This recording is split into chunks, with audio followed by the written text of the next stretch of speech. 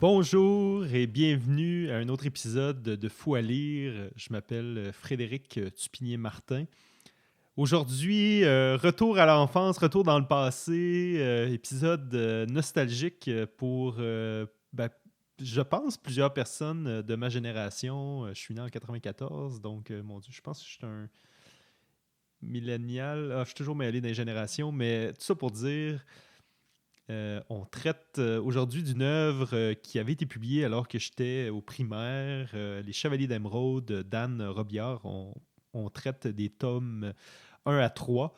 Quand même, il y a 12 livres, là, donc on n'avait quand même pas l'audace de traiter les 12 en un seul épisode déjà, que vous allez l'entendre, mais Olivier, un ami, mon invité que vous allez découvrir pendant l'épisode, qui a gracieusement accepté de participer à l'émission, pardon, on n'avait pas tout à fait fini les livres en même temps, ce qui nécessite là, souvent un travail de relecture en préparation de l'épisode, ce qui quand même est chronophage. Donc, si ça avait été 12 livres, là, vraiment, ça n'aurait pas été réaliste.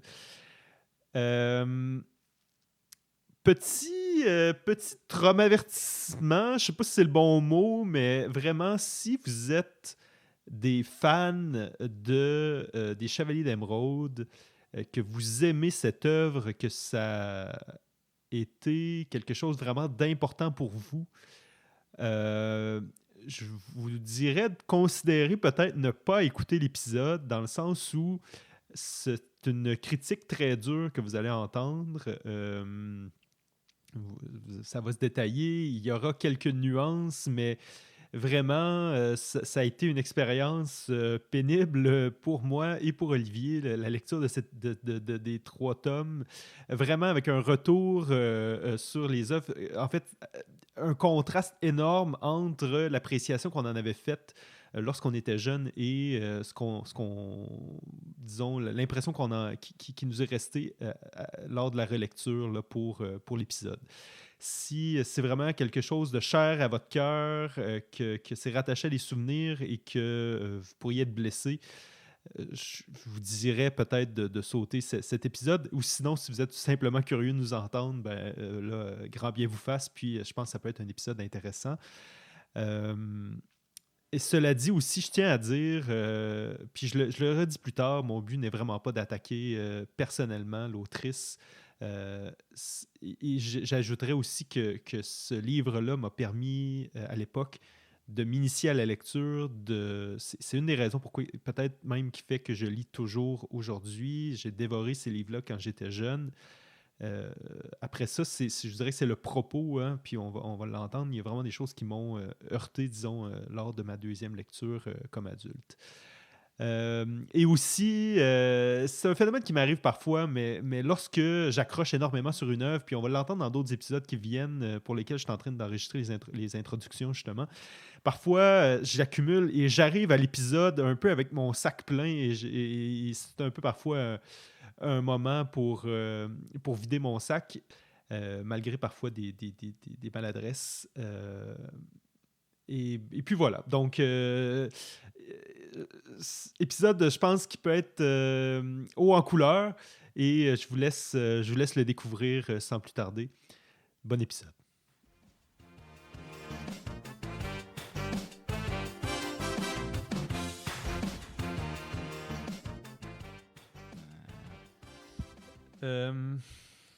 OK. J'aimerais dire, enfin. J'ai tellement bien caché ce que je pensais du livre. Ça fut difficile parce que ça se lisait en émotion. Ouais. Mais quand même, les fois où on se croisait, et bien sûr, ça paraissait dans ma face ce que je pensais du livre, mais j'essayais quand même de pas donner les détails sur genre, pourquoi j'étais autant en crise pendant que je lisais le livre. Tu as réussi à bien tempérer.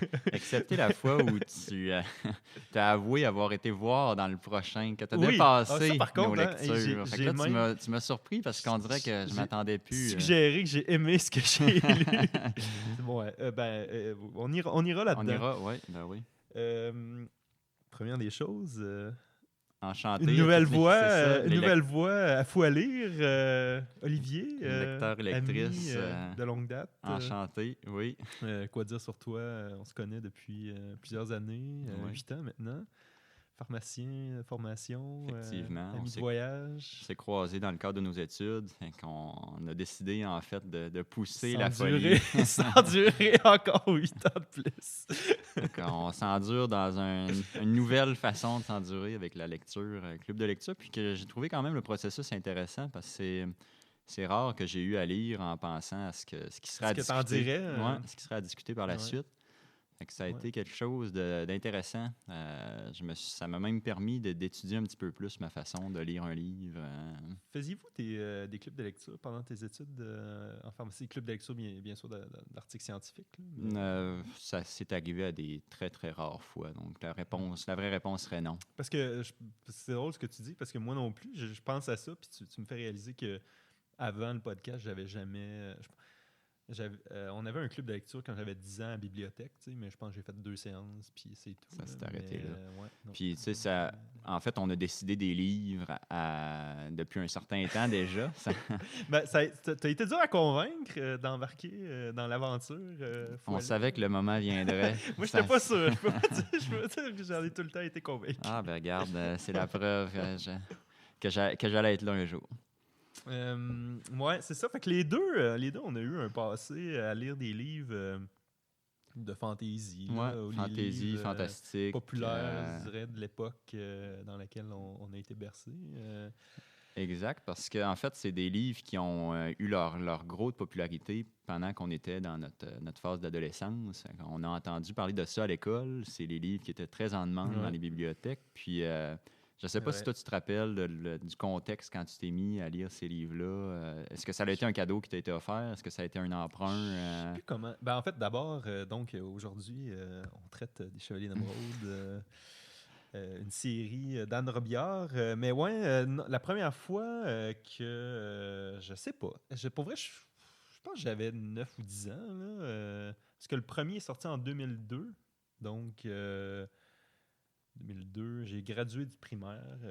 En tout cas, je sais pas comment on gradue, là, mais j'ai gradué en 2007, je pense. Fait que 5 ans moins, crime, j'étais en première ou deuxième année quand c'est sorti. Fait que ça aurait du sens. En troisième année, il y en avait 3 ou 4 de sortie. Tu étais parmi les lectures. Moi, les early adopters. C'est ça, j'ai en mémoire que j'attendais pas la sortie des suivants. Que j'avais, ok, tu les avais toutes bouffées d'un coup. Je suis pas mal certain, sans nécessairement que la série était finie, il y avait au moins 8 ou 9 livres de sortie déjà. Donc, moi, ça tombe plus probablement vers 2004-2005, ma lecture, là, plus vers l'âge de 12 ans que 9-10 ans dont tu parles. Puis, je sais pas si je t'avais déjà parlé de mon courriel que j'avais envoyé à Anne Robillard. Oui, maintenant que tu en parles, ça me sonne une cloche. Est-ce que tu lui renvoierais le même courriel à date d'aujourd'hui? Pas sûr. Essentiellement, pour les gens à la maison, Anne Robillard, donc, qui est bien sûr l'autrice des livres, faisait une séance de signature, je pense, des romans à l'Imaginaire, une boutique de... mon Dieu, ils vendent tout et n'importe quoi. L'imaginaire, des BD, des épées, des jeux. Des objets de collection. Ouais, des trucs de D&D, des cartes à jouer de Magic. C'est une boutique de geeks essentiellement. Puis elle faisait une signature de livres à l'imaginaire à Québec. Puis je devais avoir, 9 ou 10 ans. Puis je lui avais écrit pour lui dire que j'étais tellement triste de ne pas pouvoir me rendre pour la rencontrer. Puis mes parents pouvaient, mais moi je pouvais pas. Je ne sais plus trop ce que j'avais. Puis... Elle m'avait répondu, puis elle m'avait envoyé une photo d'elle qui tenait les livres, voilà, à l'imaginaire. Puis malheureusement, je n'ai plus ce courriel parce que mon courriel supprime tous après 5 ans, tous mes courriels s'effacent. Donc j'ai malheureusement plus cette lecture-là, mais ce courriel-là. Mais au moins, c'est quand même d'avoir une réponse, peu importe le contenu, c'est quand même bien. Ça veut dire qu'il y avait quand même un retour envers ses fans. Puis...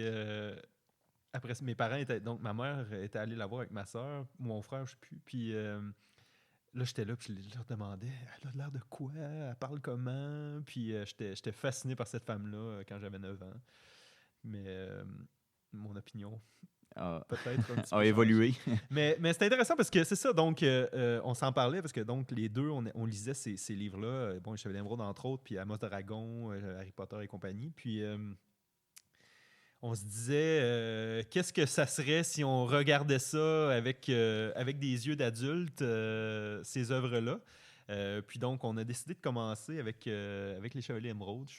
Pourquoi spécifiquement ceux-là? Je pense qu'on a tiré à courte paille et Ouais, ça l'a c'est été. ça. En fait, c'est toi qui as initié le mouvement en commençant Le premier, ouais, à Noël. Puis ouais, là, l'un des j'étais obligé. tomes. J'étais Embarqué dans ouais, l'aventure. t'avais la main dans le dos. Série donc de 12 livres publiés chez les éditions de Mortagne. Premier livre donc s'intitule Le feu dans le ciel. Le deuxième s'appelle Les dragons de l'Empereur Noir. Et le troisième, Piège au royaume des ombres. Les livres ont été publiés en 2002, 2002 et 2002, respectivement.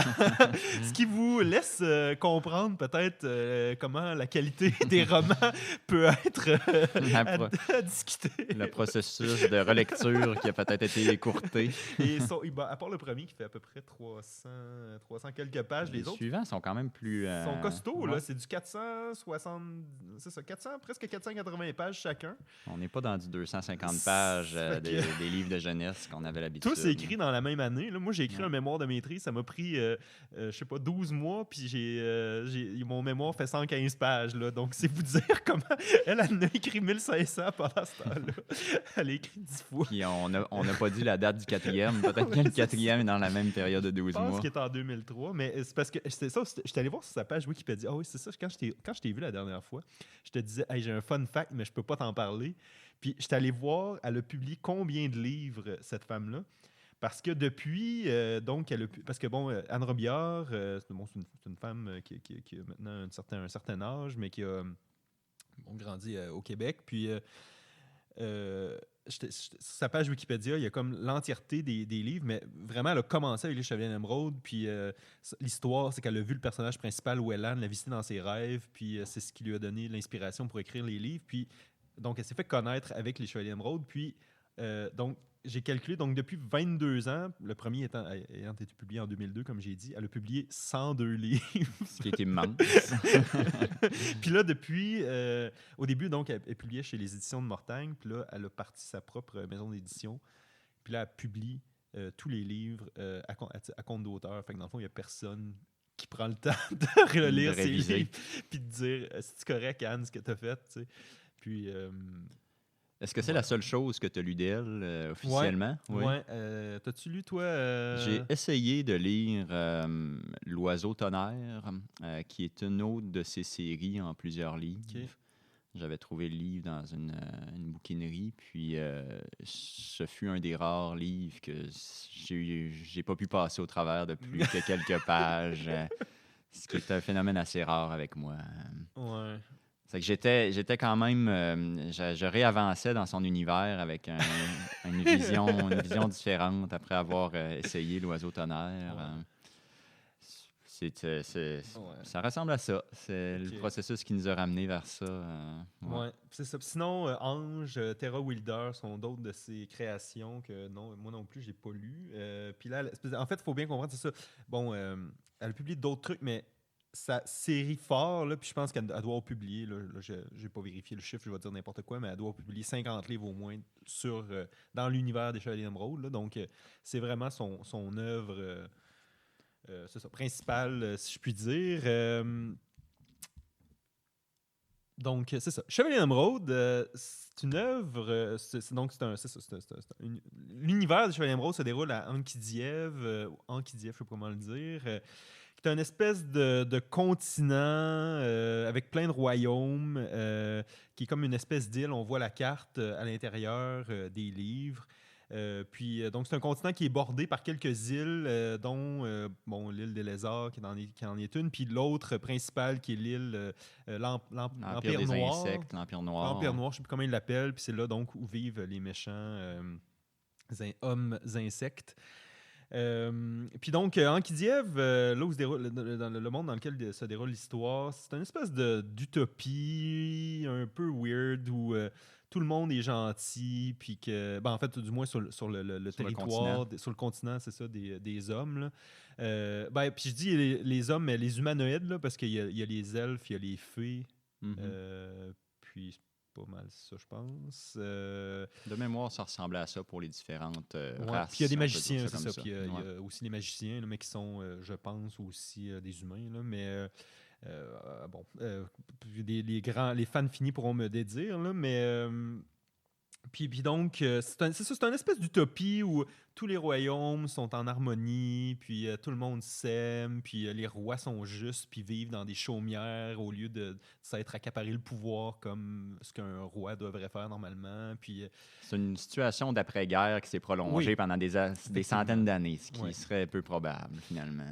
Oui, effectivement, l'histoire, donc l'histoire se déroule, commence au terme d'une longue guerre qui avait opposé les anciens Chevaliers d'Émeraude, puis en fait une période d'après-guerre après cette guerre qui a opposé les Chevaliers d'Émeraude euh, aux hommes insectes. Puis bon, je dis les Chevaliers d'Émeraude, mais l'ancien ordre, parce que bon, si on part avec donc l'histoire du premier livre, on commence donc au royaume d'Émeraude, là où une nouvelle ordre des Chevaliers d'Émeraude a été refondée et on découvre le personnage principal qui est Wellan d'Émeraude. En fait, Wellan de Rubis, là, qui est un Rubis est un autre. Oh mon Dieu. Et ça va être mélangeant difficile avec les de différentes raconter pierres. un peu l'histoire sans tomber dans les micro-détails. Là. Donc, je m'excuse d'emblée pour les lecteurs. Vous pourrez avancer. Je le mettrai dans l'intro, le moment où le résumé va se terminer.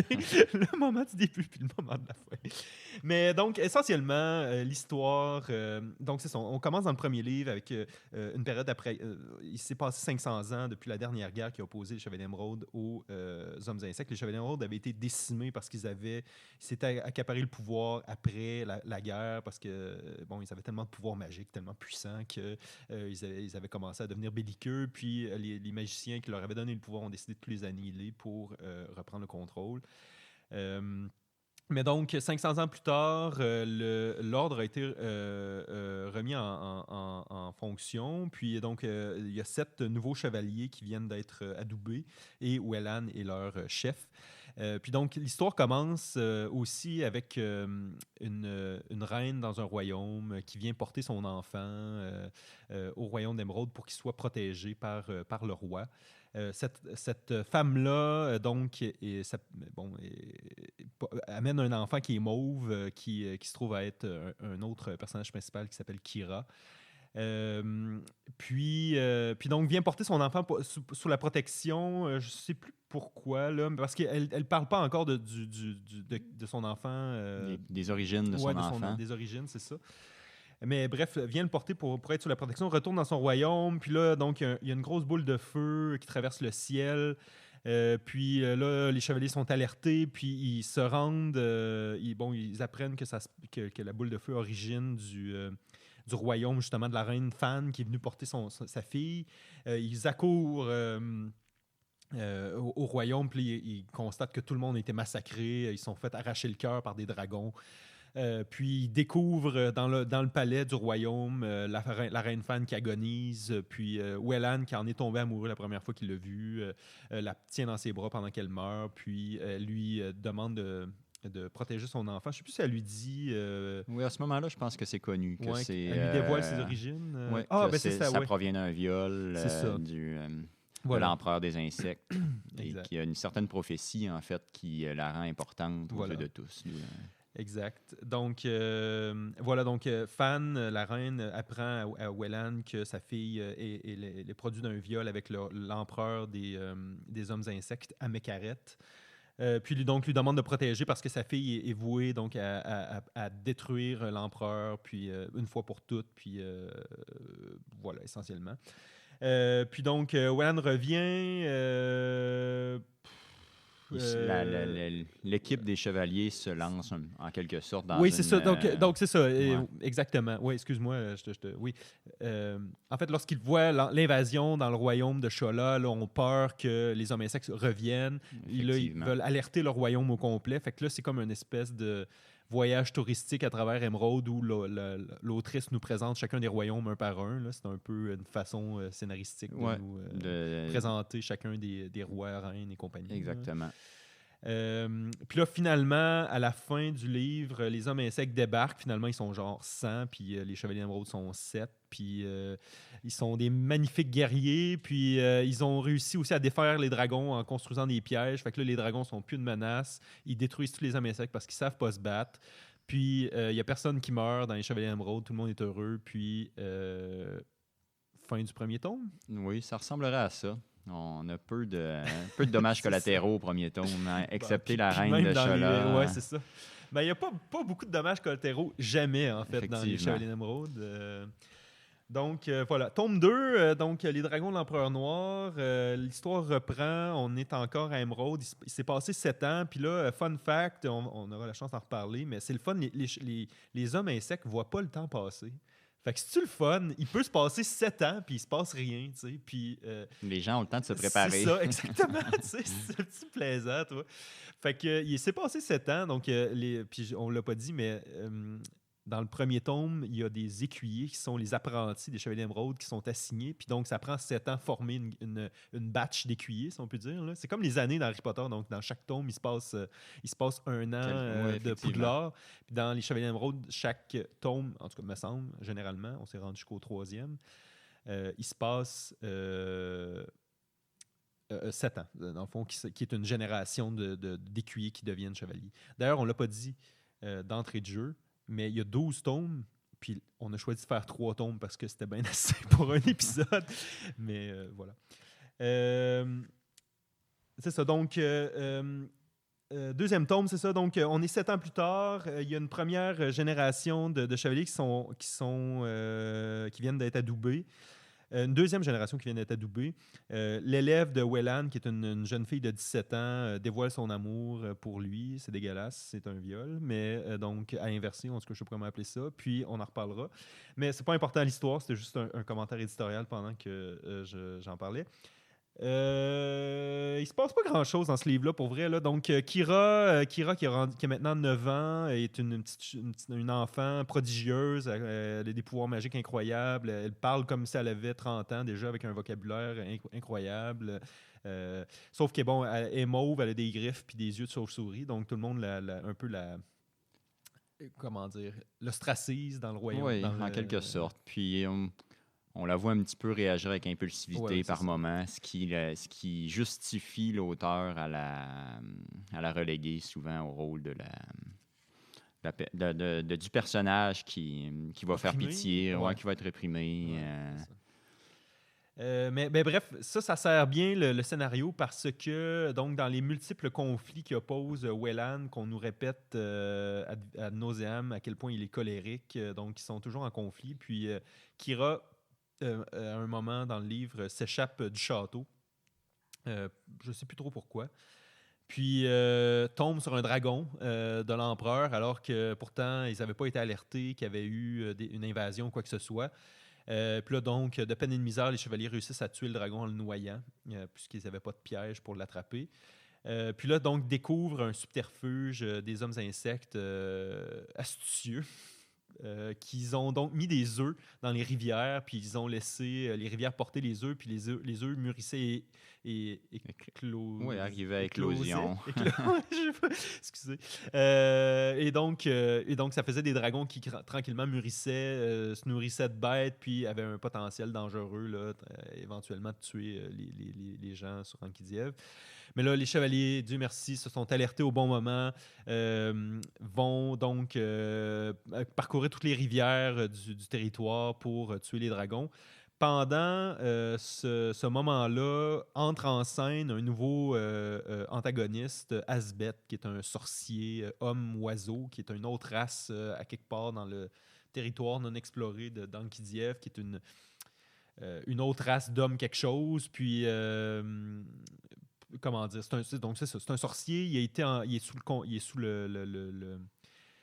l'autorité d'Amékaret, l'empereur des hommes insectes, puis donc est envoyé pour récupérer Kira, pour la ramener à l'empereur qui veut en faire donc une soldate de son propre côté pour conquérir d'autres territoires, puis conquérir les humains notamment. D'ailleurs, c'était la raison du viol, on ne l'a pas dit dans le premier livre, là. Il l'a violée en espérant venir la rechercher 9 mois plus tard. Donc, c'est ça. Donc, Asbeth arrive, tue un écuyer de Wellan. Wellan est complètement détruit par ça, décide de vouloir gagner des nouveaux pouvoirs à la suite. Bon, donc, il y a un combat avec Asbeth. Asbeth est blessé, il va se réfugier. Puis, Wellan, lui, entend parler qu'il y aurait un sorcier, c'est Un pas vrai, un immortel. immortel, ouais, qui sont une race donc, de magiciens très puissants, envoyés par les dieux qui se cache dans un des royaumes qu'on appelle le royaume des ombres, où personne. En fait, où c'est comme une espèce de royaume caché où personne ose s'aventurer dans Kidiev. Puis Wellan entend dire qu'il pourrait aller développer ses pouvoirs à cet endroit-là. Décide de s'y rendre, développe ses pouvoirs. Puis là, magie, l'immortel comprime le temps et Wellan passe 10 ans dans le royaume des ombres et revient à peu près 1 minute après être parti réellement dans le Je temps. pense qu'on parle de 48 heures de temps C'est ça, humain. quelque chose comme ça. Là. Puis revient beaucoup plus puissant avec de nouveaux pouvoirs magiques. Affronte Asbeth à nouveau, le terrasse, le croit mort, lui envoie vraiment une décharge de pouvoirs magiques très très puissante. Et vraiment, c'est ça. Donc, il pense qu'il est mort, mais il s'échoue dans l'océan, puis donc navigue, dérive jusqu'au royaume des insectes où Il va aller soigner. il pourra revenir éventuellement. Donc, fin du tome 2. Avais-tu autre chose à dire sur le tome 2? Non, je pense que ça résume bien le tome 2. Tome 3, donc il se passe encore 7 ans. Donc, nouvelle génération d'écuyers chevaliers. Arrive le moment où donc Kira, 15 ans, espère vraiment, vraiment, vraiment devenir écuyer, bref. Kira, il faut dire, donc je ne l'avais pas mentionné, mais s'est entraîné pendant tout ce temps-là avec un espèce de fantôme des anciens chevaliers d'émeraude qui étaient pourtant tous censés être des renégats, mais Kira a vraiment été chanceuse. Elle est tombée sur le seul de tous les anciens chevaliers d'émeraude qui ne s'était pas corrompu. Et il a accepté de l'entraîner en secret, à l'épée double, qui est son arme de choix. Puis parallèlement aussi, s'entraîner avec Bridges, qui était donc l'ancienne écuyère que Wellan continue à violer par la suite. Excusez, je dis ça, mais vraiment, ça m'a heurté. On aura la chance d'en reparler par la suite. Voilà, donc c'est ça, Kira est vraiment en crise quand elle apprend qu'elle ne deviendra pas écuyère. Et donc défie Wellan en duel en lui disant si je gagne le duel, tu vas devoir, vous devrez me nommer écuyer. Et si je perds, donc je resterai, je me tairai à jamais essentiellement. Puis donc, combat entre deux titans. Kira bat Wellan à plate couture, puis finalement réussit à devenir écuyer. Voilà. Ah oui, c'est ça. Puis là, donc, dans le troisième livre, il y a une espèce de pluie de météorites, ou je ne sais pas comment appeler ça, là, des étoiles filantes partout dans le ciel qui arrivent au début du livre. Puis là, donc, c'est un signe annonciateur que le porteur de lumière, qui est... En fait, Kira, sa fonction, c'est pas de détruire, je me suis fourvoyé tantôt, c'est pas de détruire l'empereur, mais c'est de protéger le porteur de lumière qui, lui, détruira l'empereur. Et donc, la naissance de l'empereur du porteur de lumière, c'est une grande nouvelle. Puis donc, il y a des étoiles filantes partout. Puis il y a plein de bébés qui naissent là, partout dans Kidiev pour brouiller les cartes. Mais donc, l'empereur décide quand même d'essayer d'envahir à ce moment-là. Mm-hmm. Et les chevaliers sont envoyés protéger... les principaux royaumes qu'on suspecte être où les l'empereur va récipiendaires. débarquer. Ouais. Ouais, c'est ça, exactement. Et donc, il y a une grande bataille, des dragons, tout ça. Kira, avec un pouvoir magique, aidé par sa mère, qui est devenue un fantôme. Je ne l'avais pas dit, mais un fantôme avec qui Wellan continue à coucher. Détruit tous les dragons avec une énorme boule de feu là, magique. Voilà. Puis donc, c'est ça, tout le monde est heureux. Ils ont réussi à repousser. Le porteur de lumière a été récupéré par un des immortels qui accompagne les chevaliers d'émeraude au royaume d'émeraude. Là, à ce moment-là, donc, Wellan reçoit une espèce de message télépathique d'une personne qu'il avait rencontrée au Royaume des Ombres pendant qu'il s'entraînait. Donc, la voit en train de souffrir. Il mobilise tous les chevaliers d'émeraude et ils se rendent au Royaume des Ombres pour leur prêter assistance. Arrivent là-bas, longue histoire, mais se font rencontrer par des humains qui vivent dans un royaume adjacent au royaume des ombres qui est protégé par la magie du maître des lieux. Hey, mon Dieu, là, on se perd vite dans les détails. Là. Mais rencontre ces personnes-là, parce que je le dis, c'est important parce que le personnage qu'il rencontre, un de deux, s'appelle Sage, est un hybride comme Kira, mais lui seulement un quart dans le fond. Là, donc, il y a eu une génération de plus de métissage. Puis il deviendra donc un amoureux, puis bon, sera important un protagoniste important dans la... sera important dans les livres futurs. Mais tout ça pour dire donc qu'ils se font accueillir, le Chevalier d'Émeraude. Wellan est mis hors jeu par un sort. Puis là, finalement, donc, les Chevaliers d'Émeraude décident de s'aventurer dans le royaume des ombres pour aller tenter de sauver Jaon, qui est la dame qui avait envoyé un message télépathique. Puis découvre dans le royaume des ombres qu'il finalement s'agissait d'un piège tendu par Asbeth qui est revenu, le sorcier donc de l'Empereur Noir. Finalement, les seuls qui réussissent à se rendre jusqu'à Asbeth, ce sont Kira et Sage. Kira, en fait, bluffe avec Asbeth. Asbeth donc veut ramener Kira au royaume, l'Empire des insectes. Kira bluffe en disant oui, j'accepte, mais promettez-moi simplement de libérer Wellan. Là. Puis donc, Asbeth, pour une raison que j'ignore, accepte le de marché. libérer Wellan. Et magie, donc voilà. Puis donc, Kira le suit. Puis là, finalement, évidemment... va se rebeller. Va se rebeller, c'est ça. Va tenter de... Va donc avoir un affrontement. Ça se passe... pas super, mais a réussi à s'en tirer. Là, finalement, Wellan et d'autres chevaliers et le Nomar, qui est l'immortel qui protégeait le royaume des ombres, arrivent, combattent Asbeth. Asbeth est expulsé magiquement sur une terre inconnue. J'imagine qu'il reviendra plus tard, mais je me rappelle plus. Puis... fin. Oui, on peut dire que ça conclut le troisième.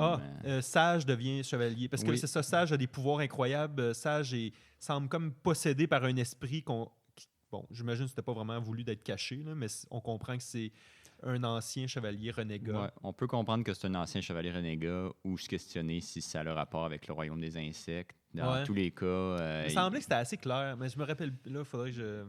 En tout cas, peut-être parce que nous, on le savait. D'une manière ou d'une autre, il va avoir des pouvoirs qui vont être beaucoup plus prononcés puis qui vont comme lui permettre un passe-droit au statut de chevalier, lui aussi. C'est ça. Dans le fond, dans le livre, on voit qu'il de temps en temps, il est comme possédé par une espèce d'esprit, puis il va soliloquer tout seul, là, il parle tout seul dans sa chambre avec un esprit. Puis lorsqu'il est possédé, dans le fond, ses yeux deviennent lumineux, ce qui est le fun, parce que tout le monde peut s'en rendre compte. Puis ça va être utile scénaristiquement encore. Puis on comprend, ou en tout cas, c'est très fortement sous-entendu qu'il s'agit du chevalier Onyx, qui est le seul chevalier d'émeraude de l'ancienne...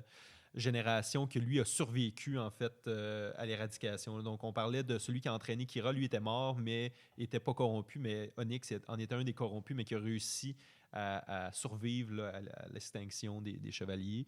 Puis là, on comprend donc que c'est notamment en possédant... On termine sur ce coup d'éclat. En fait, ça fait adouber. Il arrive, donc, Sage, qui était ostracisé dans son royaume, et décide d'accompagner les chevaliers qui quittent le royaume des ombres parce qu'il n'y a rien dans le fond, il n'y a pas de vie dans le Esperita, qui était son propre lieu où il a grandi. Puis arrive au Chevalier d'Émeraude, où Wellan, for some reason, décide qu'il l'a jamais vu maîtriser une épée ou vraiment faire de quoi de si impressionnant que ça, décide de l'adouber instantanément Chevalier d'Émeraude.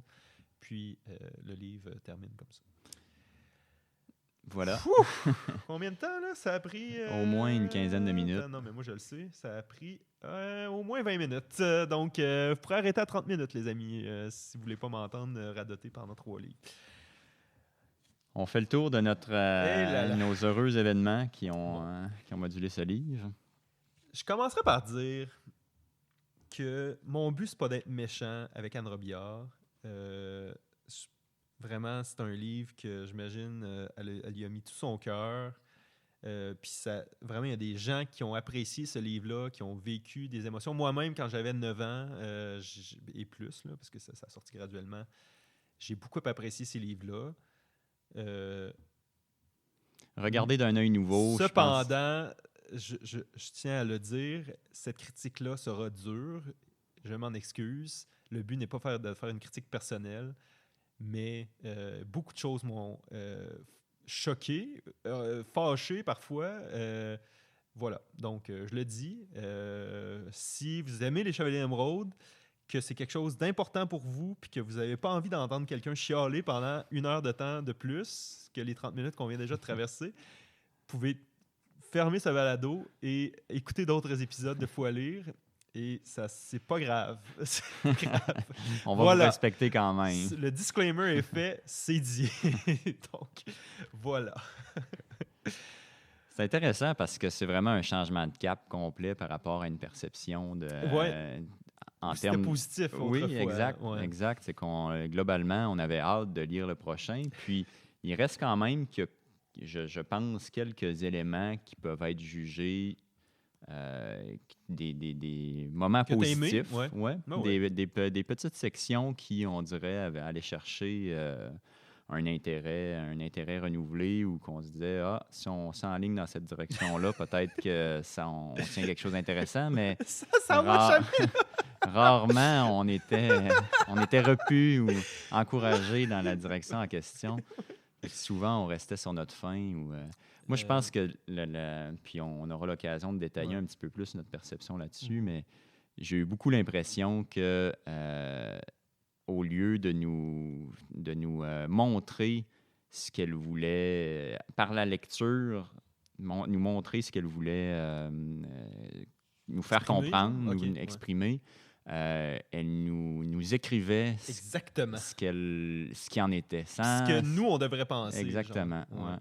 Fait que c'était quelque chose de difficile parce que c'était beaucoup d'imposer, autant au niveau d'information que d'émotion. Exactement, oui. C'est ce qui n'est pas l'habitude qu'on a d'habitude dans des livres, parce que les auteurs vont souvent faire un effort pour essayer... Une subtilité, oui, tu sais. Exactement. C'est tout le temps à coup de 2x4. Chaque événement, chaque émotion, on va avoir peu de préparation. On va passer d'un extrême à l'autre dans des émotions. On va passer de...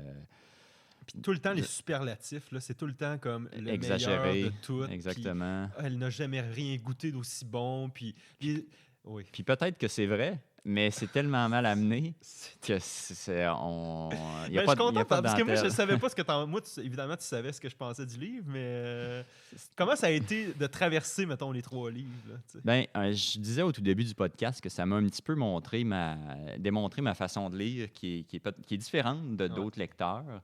Je suis quelqu'un qui lit très, très vite et qui s'attarde.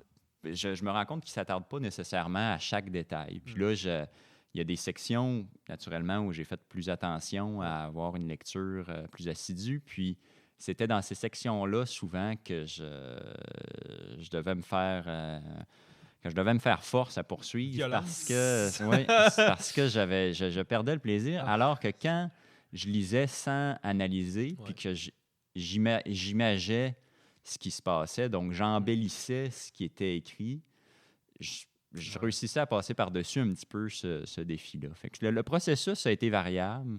Globalement, j'ai pas apprécié mon expérience, mais j'ai apprécié le processus dans son ensemble. C'est intéressant ce que tu dis parce que je les ai relus rapidement pour me repréparer, parce que faut dire, je les ai finis un petit peu plus tôt que toi, là, puis c'est ça, je les ai relus rapido, puis j'étais comme, si je peux passer des fois 50 pages, puis c'est comme si j'ai rien manqué, genre, exactement, de tout ce qui se passe dans le livre. Parce qu'en plus tu disais, tu sais, qu'elle nous dit tout quoi penser, elle répète tout le temps les mêmes affaires. Genre, Wellan est colérique, Kira est donc bien triste, je sais pas, là, elle s'ennuie de sa mère, elle pense que Wellan l'aime pas, ou tu sais, dès qu'on est, mettons, 100 pages plus loin, il faut qu'elle nous rappelle tout ce qui s'est passé déjà, comme si, genre, le lecteur était con, genre, puis qu'il n'allait pas s'en rappeler. On avait besoin de toujours avoir un rappel sur chacun des éléments qui, finalement, sont les éléments les plus clairs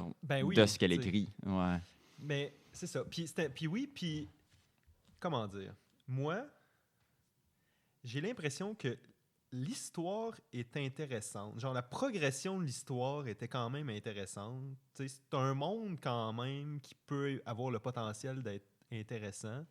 nos petites saucettes dans le territoire des insectes. Je Ouais. ne les ai pas trouvées que Ouais, c'était ouais. des mauvaises sections. Il y avait quelque chose là aussi qui pouvait être intéressant à aller chercher parce que Ouais. les insectes avaient une collectivité puis Oui, c'est ça. ont comme un... Oui, Quand on explore, tu sais, comme c'est pour ça que j'ai eu envie, parce que je me rappelais, tu sais, là, j'ai lu ça fait des années. Fait que à la fin du 3, le scénario Onyx, devient plus intéressant. ça, j'ai trouvé quand Ouais. même qu'il y avait, tu sais, il y avait de quoi d'intéressant là. Je suis retourné là parce que je me rappelais plus ce qui se passait avec lui. J'étais plus sûr parce que j'avais comme souvenir qu'il mariait Kira, mais là, ou qu'il redevenait gentil. Puis là, je le sais toujours plus trop, là, mais bref.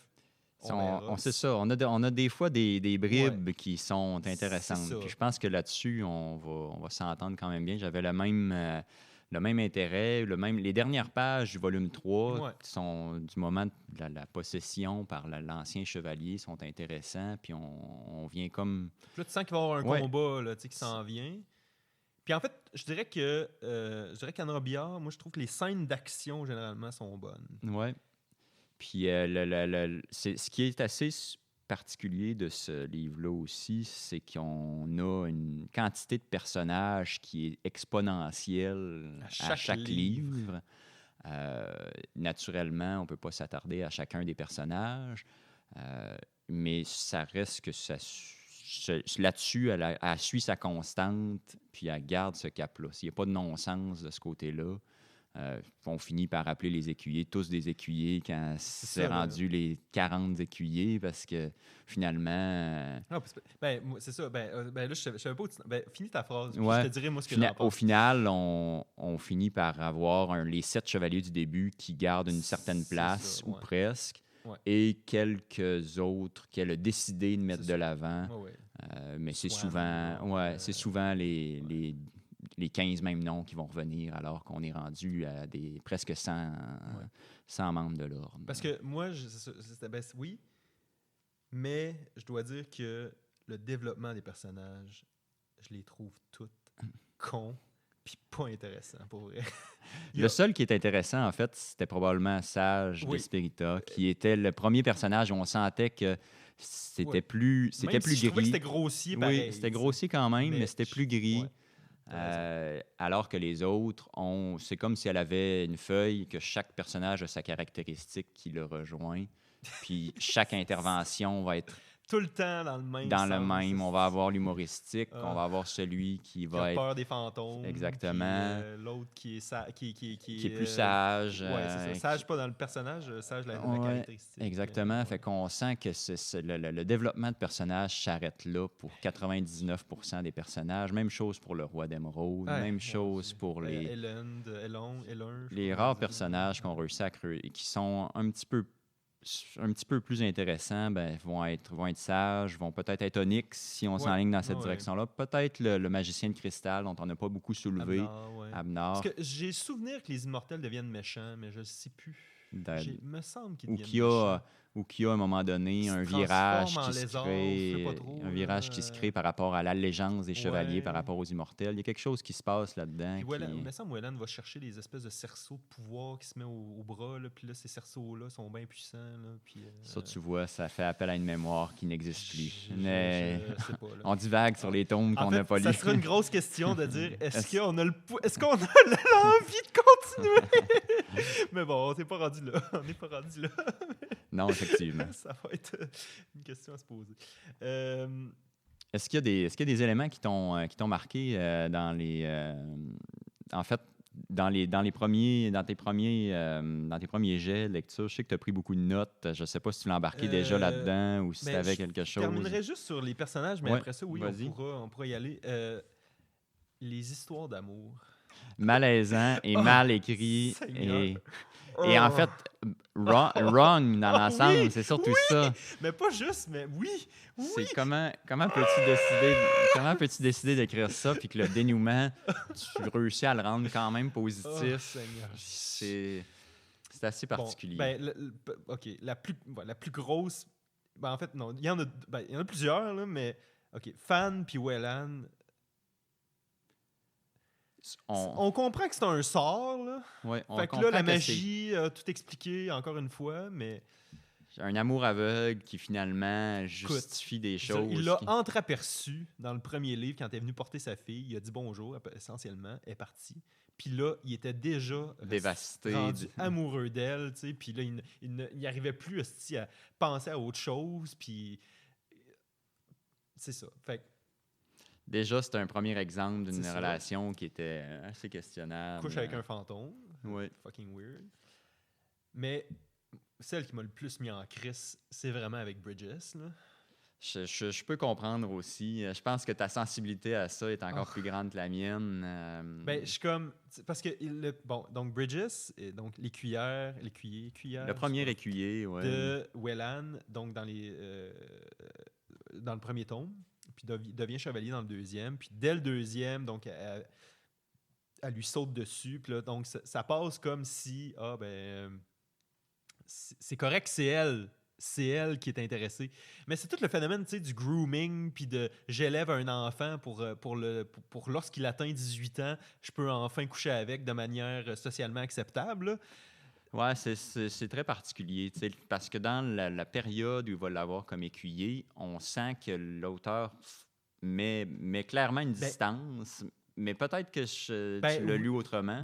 Non, il y a effectivement une distance, puis Wellan répète, tu sais, parce que c'est intéressant, parce que quand j'ai relu une deuxième fois le premier, Tu as pu apprécier la progression. j'étais encore ouais. plus sensible à ça, tu sais, parce que j'étais vraiment déjà en crise. Puis déjà, page 159 du premier, dans la première édition, ça disait que Wellan n'éprouve aucune attirance pour les fillettes de 10 ans. Puis là, j'étais comme tabarnak de crise, en référence à Bridges, tu sais. Puis là, j'étais comme, esti, dans 7 ans, tu vas violer déjà. Là, tu sais, je suis comme, yo, là, ça marche pas, là, tu sais. Puis effectivement, mais bon, il y avait une autre scène, je pense qu'ils prenaient ils se douchaient dans un lac, là, mais là, tu sais, bon, fair enough. Là, je pense pas, peut-être qu'ils étaient habillés ou je sais pas, là, mais bref, déjà un peu bizarre, mais Ouais. bon, on va excuser La scène. oui, puis le monde médiéval, là, ou je sais pas trop, puis parce que les chevaliers, ils arrêtent pas de se baigner, ils vont dans des bains et tout ça, mais généralement, ils se séparent. Ils se séparent Goffy, là, ouais, mais par identité de genre, de sexe. cela dit, ça peut poser problème néanmoins, mais quand même. Mais c'est ça. Puis là, elle donc arrive 7 ans plus tard, puis là, elle est donc follement amoureuse de lui. Je sais pas. Moi, ça m'a vraiment écœuré, puis ouais, voilà. Ouais, puis je peux comprendre le dégoût. Surtout si je me rappelle pas si c'était dit clairement qu'elle était encore mineure, d'une manière ou d'une autre, la relation et Je sais pas si elle était mineure en chip, mais moi, c'est plus le processus. le processus, t'sais. oui, ce qui rend là, puis tu sais, ça reste un élément important dans tout ce qui a suivi nos lectures, qui tout le temps un retour vers cette relation-là, qui est malsaine. On sait pas c'est quoi leur quelque différence sorte. d'âge. Hein, Non, c'est pas clair. En tout cas, probablement qu'avec les différentes informations des livres, on serait capable d'estimer ou de savoir. Je sais pas si dans le premier, Wellan a comme 17 ans ou 18 ans. Genre, puis je sais pas si ils ont vraiment on les respecté imaginait plus vieux. Moi, en tout cas, personnellement, je les imaginais plus dans vieux. le premier, un petit peu, comme ouais. si on finit plus tard que les premiers écuyers. Ouais, là, exactement. Puis en plus, Wellan gagne 10 ans de plus pendant le deuxième livre. Là. Fait que, Ouais. tu sais, il est comme. C'est Il y a- rendu il y a- Céline puis René, là. Je veux dire, On parle d'une relation assez distante en termes Puis, d'âge.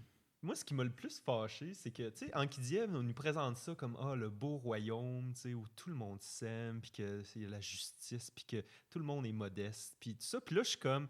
Fait que c'est comme si. Moi, c'est ça que c'est comme si tout le long du livre, j'entends la voix d'Anne Robillard qui dit c'est correct, dans le fond, qu'il y ait des hommes qui élèvent des enfants puis qui finissent.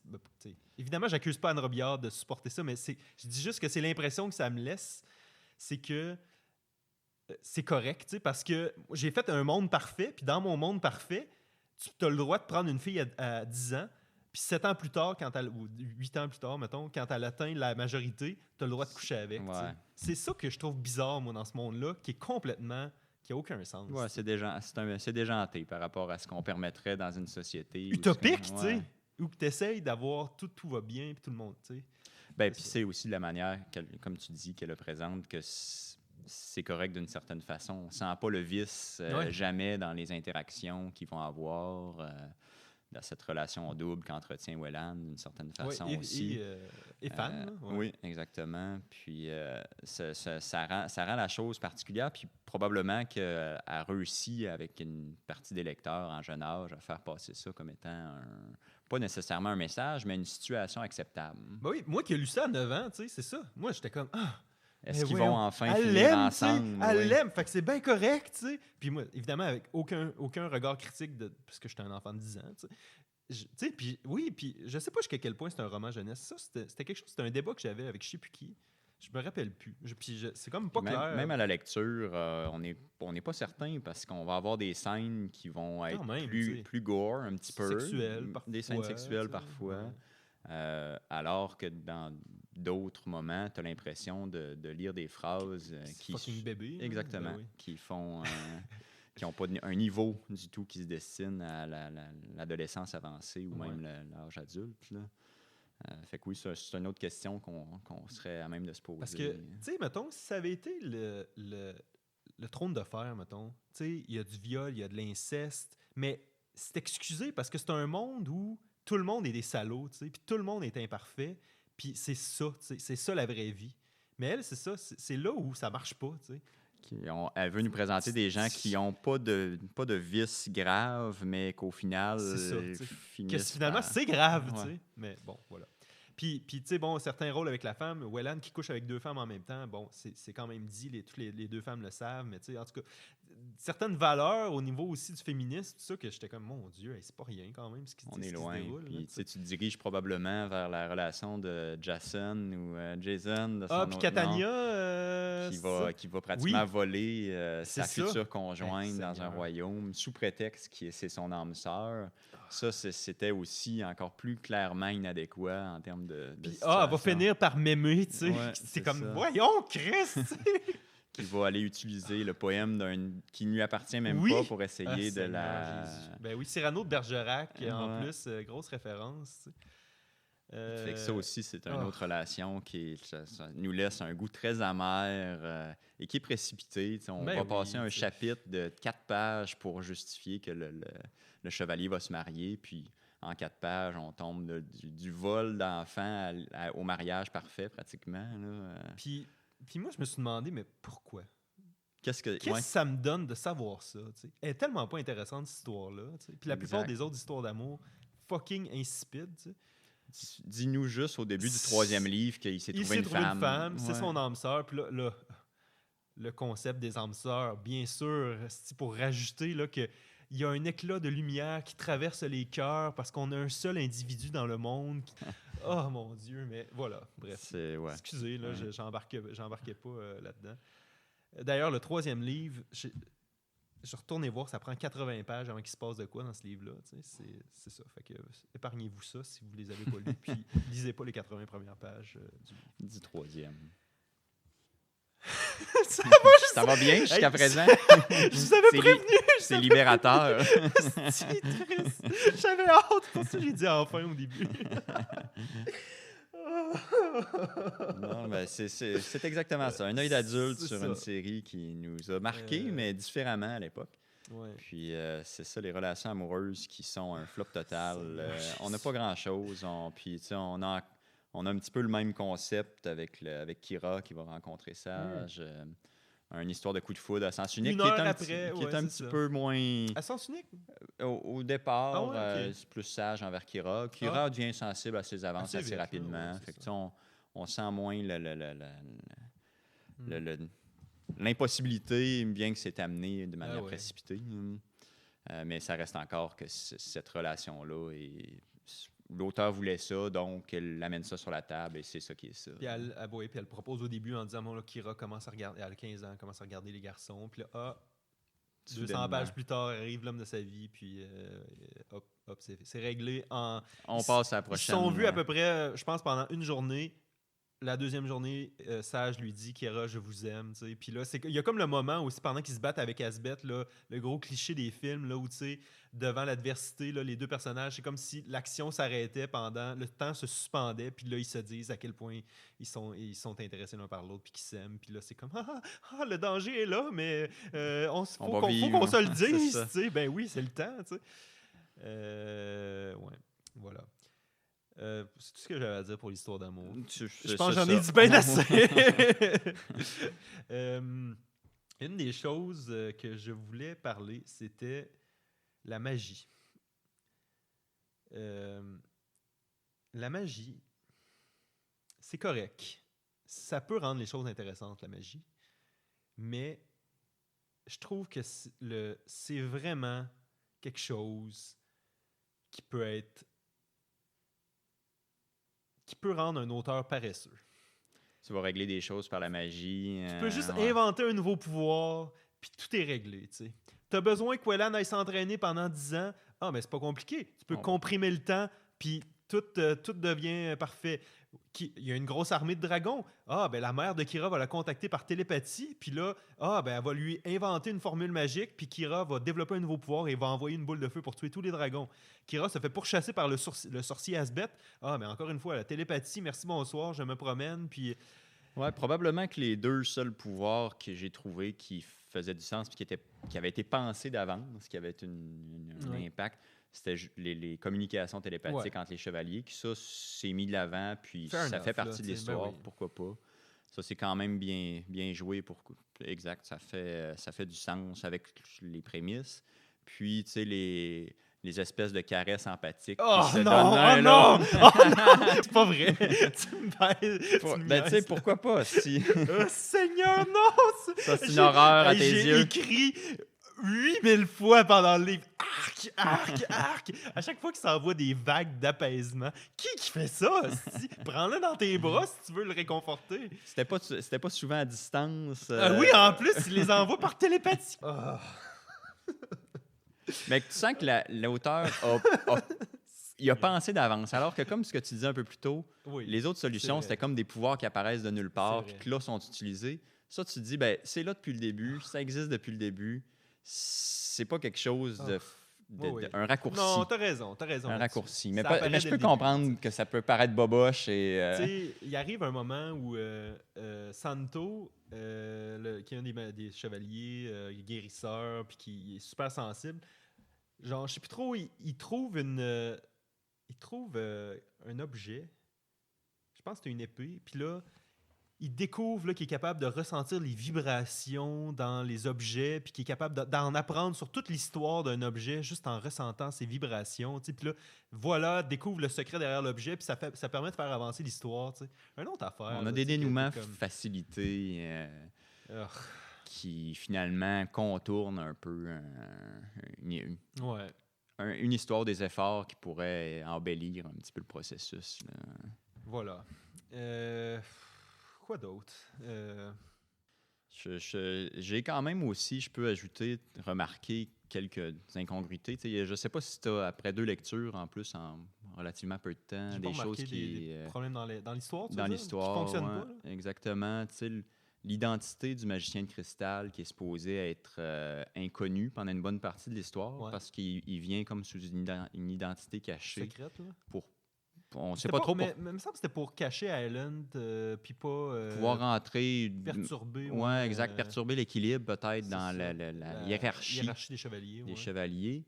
Mais encore dans la période où il est supposé être incognito, Wellan, qui est un des seuls qui est au courant, va dire à haute voix que c'est le magicien de cristal, alors qu'il est accompagné d'Ellen ou d'autres gens. Oui. Il y a un moment comme ça qui...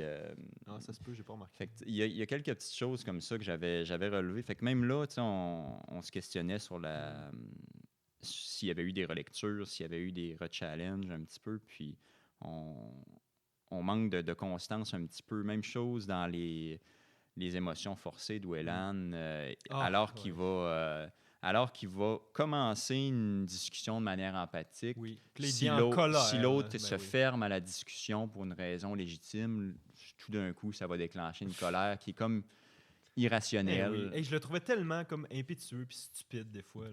Puis pourtant, c'était probablement le personnage le plus salué par tous les lecteurs à l'époque. Quand j'étais jeune, c'était mon héros. Là.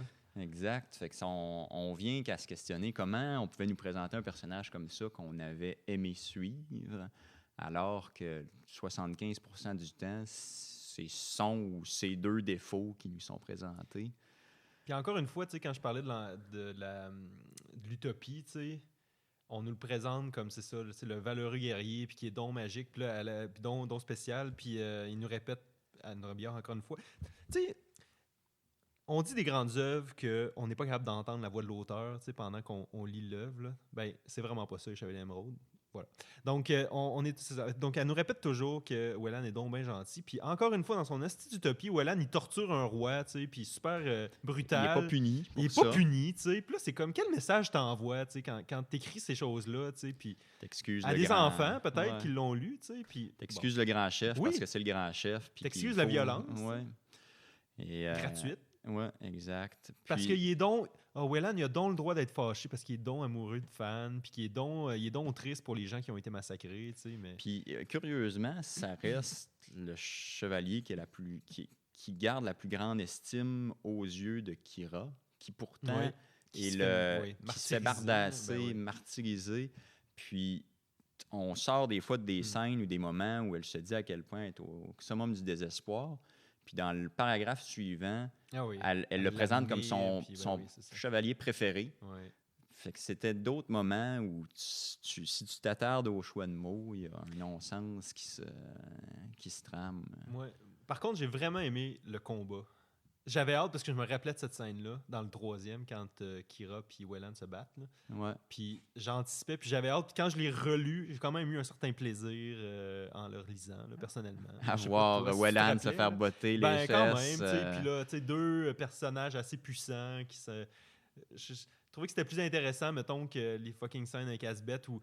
Ben voyons, Chris Casbeth est assez con, tu sais, pour penser que Kira va vraiment embarquer comme si de rien n'était. Sans aucune menace restante. Elle n'a aucune façon de savoir si Wellan est libéré de son sort. Puis là, lui, Asbeth, gros niaiseux, il décide de libérer Wellan. Puis là, t'es comme, voyons, là, tu sais, comme on peut dessus, là, avoir un peu plus de... À la limite, tue-le, Wellan, moi, ça me dérange pas, là, comme on va faire avancer l'histoire autrement, puis ça va être un peu plus intéressant, tu sais, puis voilà. Je pense que j'ai rien d'autre à dire, pour vrai. C'est ça. Grande question, c'est est-ce qu'on se donne le mandat de relire éventuellement les autres? Là? Je pense que la graine est plantée pour m'obliger à lire la suite. Oh non! Mais non, est-ce que ça sera un podcast ou est-ce qu'on sabrera le livre en privé? Ça sera une autre question. On n'aura plus autant de choses à dire sinon que de répéter les mêmes, probablement les mêmes frustrations, défauts. À moins qu'il y ait une progression. Changement de cap. Un changement de cap, exact. Puis, en fait, j'ai de la difficulté à comprendre qu'on pourrait garder le même cap actuel pendant 12 livres parce qu'on ne peut pas passer 3 livres en tuant seulement un personnage insignifiant. Il se passe pas grand-chose, chez les gentils et penser qu'on va garder un intérêt ou une lecture qui est intéressante pendant 9 autres livres. Parce qu'effectivement, il se passe très peu de choses. On a de la répétition des événements qui vont être répétés dans différents royaumes, ne serait-ce que quand on tue les dragons, quand on va avertir les rois. On est beaucoup dans la répétition. C'est comme un peu les quêtes presque dans un jeu vidéo. Oui, exact. Les quêtes annexes. Quest, là, un peu, c'est ça. Oui, les quêtes secondaires. Où est-ce qu'on va refaire la même chose à plusieurs reprises. Puis, je suis curieux juste de voir qu'est-ce qui va se passer par la suite pour avoir réussi à durer pendant 12 livres, avant qu'elle ait sa propre maison d'édition. Mais je me rappelle avoir... même avec des yeux d'un enfant de 12-13 ans, probablement, lorsque le dernier est sorti, d'avoir vraiment trouvé que le dernier était pourri. Mais je pense qu'entre donc le 3e puis le dernier, je pense effectivement que ça prenait quand même une certaine... un certain envol. Intérêt, mais... À suivre. À suivre avec des nouveaux yeux. Mais merci de t'être prêté au jeu. Ça fait plaisir. C'est une nouvelle expérience intéressante qui nous permettra d'annoncer au grand monde... De s'auto-flageller à nouveau avec d'autres livres. D'annoncer au grand monde à quel point on a souffert et on souffrira encore. C'est ça. Puis tu disais que possiblement qu'on va aussi se martyriser avec d'autres séries comme Amos d'Aragon, notamment, lorsqu'on aura la chance. Oui, qu'on pourra repasser par un processus semblable, de voir si notre regard d'adulte est différent de notre regard d'enfant, ce qui semble être le cas. On est attentif à plus de détails. Donc Peut-être qu'on se lancera un jour là-dedans aussi. Mais merci, Oli.